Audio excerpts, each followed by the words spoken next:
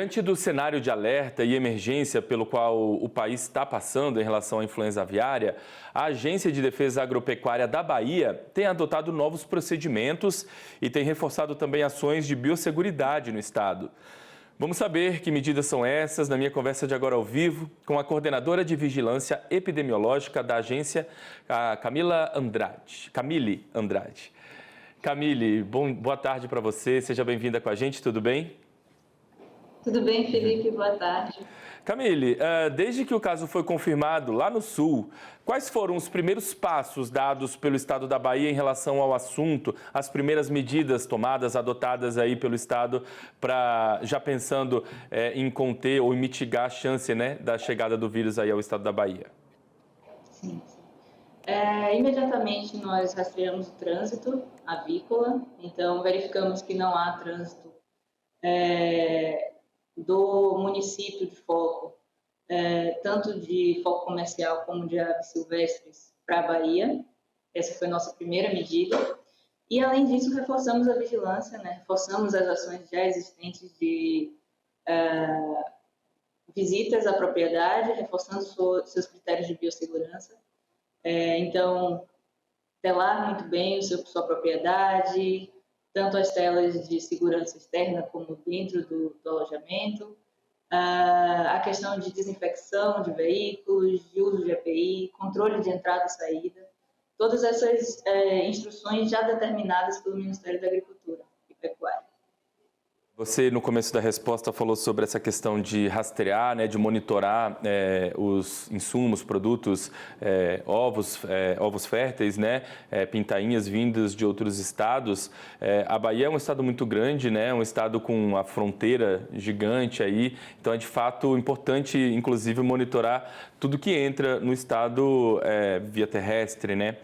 Então vocês conseguem fazer esse rastreamento do que tem entrado no estado.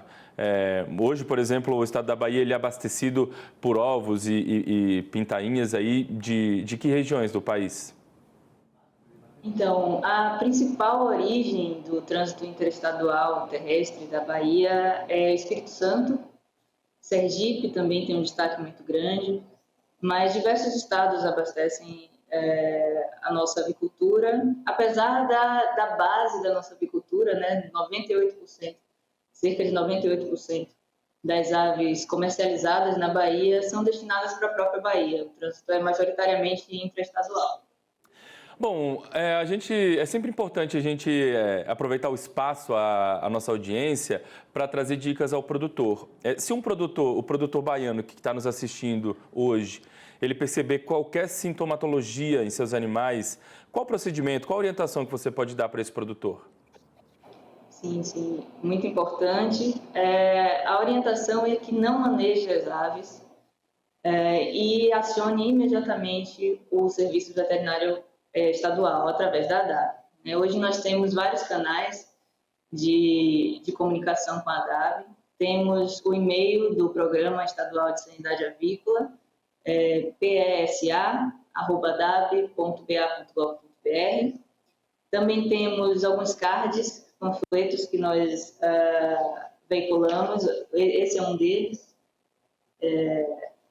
Ele conta com justamente essa orientação para evitar tocar as aves que apresentam sintomatologia característica da doença, e também os canais. Temos, além disso, o telefone do programa, 3194-2098, e, além disso, temos também os escritórios da ADAB, temos 383 escritórios espalhados por todo o estado para atendimento imediato, né? A partir desse acionamento do produtor, nós vamos à propriedade num tempo de até 12 horas para atendê-lo com maior eficácia e rapidez, garantindo a biosseguridade desse processo de investigação de suspeita.